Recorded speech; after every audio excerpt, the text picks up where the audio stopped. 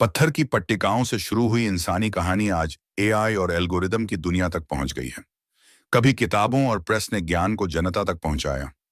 अब वही काम कंप्यूटर, इंटरनेट और आर्टिफिशियल इंटेलिजेंस कर रहे हैं, लेकिन कहीं ऐसा तो नहीं कि हमने वो ताकतें जगा दी हैं जिन्हें अब काबू में लाना नामुमकिन हो चुका है।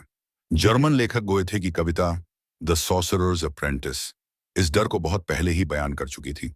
एक नौसिखिए जादूगर ने बगैर सोचे समझे जादू चलाया, और जब चीजें हाथ से निकल गईं तो कोई मसीहा नहीं आया उसे बचाने। यही हाल आज हमारी दुनिया का है।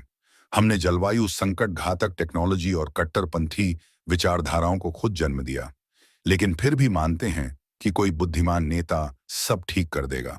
असल ताकत इंसानों की कहानी कहने की कला में छिपी है। धर्म, राष्ट्र, पैसा सब इंसानी दिमाग में रची हुई कहानियां हैं। बिटकॉइन की कीमत सच्चाई नहीं, सामूहिक विश्वास का नतीजा है। लोकतंत्र, संविधान, अदालतें, सब कुछ इंटरसब्जेक्टिव रियलिटी यानी साझा कल्पना से चलता है। लेकिन जब ये नेटवर्क संतुलन खोते हैं तो या तो सच्चाई की बाढ़ से व्यवस्था टूटती है, या व्यवस्था की कठोरता सच्चाई को दबा देती है। प्रिंटिंग प्रेस ने ज्ञान को फैलाया, पर झूठ भी फैला। मैलियस मैलेफिकारुम नाम की किताब ने यूरोप में हजारों महिलाओं को चुड़ैल घोषित कर फांसी पर चढ़वा दिया।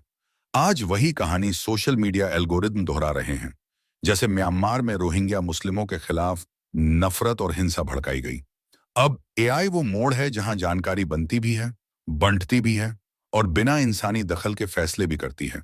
जज एआई की सलाह पर सजा देते हैं, बैंकों में लोन मिलते हैं या रिजेक्ट होते हैं, लेकिन किसी को नहीं पता एआई का निर्णय क्यों ऐसा था। यह एक ब्लैक बॉक्स है जिसे हम न समझ सकते हैं, न चुनौती दे सकते हैं। हमें एक नई समझ की जरूरत है कि जानकारी केवल ताकत नहीं, जिम्मेदारी भी है। हमें वो जादूगर नहीं बनना है जो अपनी ही ताकत से दुनिया को तबाह कर दे।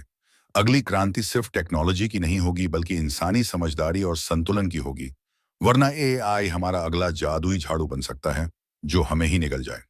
कृपया लाइक, सब्सक्राइब और शेयर करें।